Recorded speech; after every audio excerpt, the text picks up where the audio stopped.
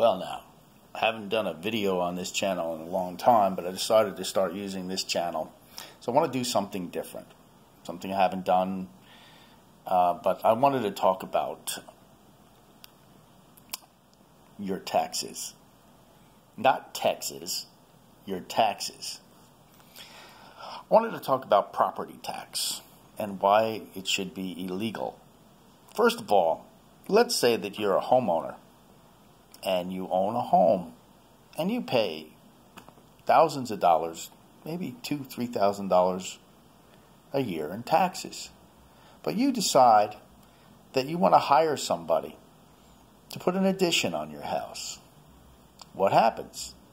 Well, now you pay tax on the materials because the contractor buys materials. And when you pay the contractor, he pays sales tax on all the goods that he buys, the 2x4s, the lumber, the sheetrock, the paint, the carpeting, whatever it takes. Even a foundation wall has to be put in.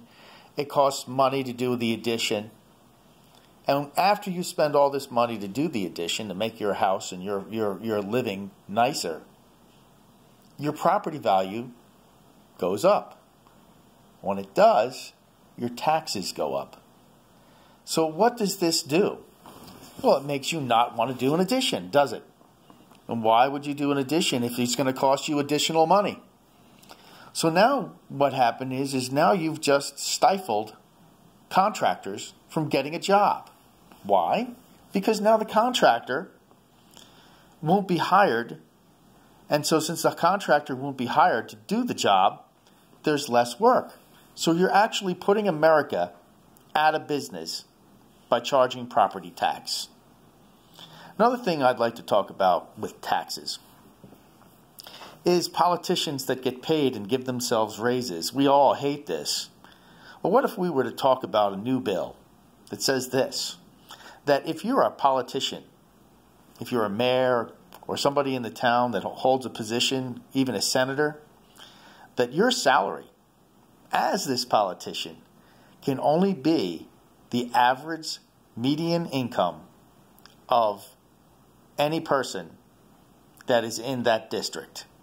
Meaning that if the average person makes $50,000 a year, then the salary for any politician who takes care of that district should be $50,000 a year.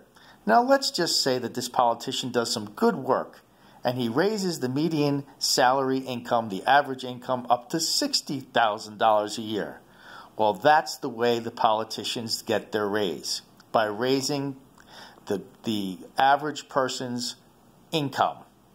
Now let's say the average politician pays taxes and he lowers the tax burden on certain people, but it still comes in with enough revenue by more and more people being able to make more money, then he should be able to be given a bonus for that, maybe a tax break. Well, anyway, that's my thought on property taxes and on income taxes when it comes to your politicians having taxes. And when it comes to property taxes, where your estate is taxed to death after paying sales tax. And by the way, capital gains tax.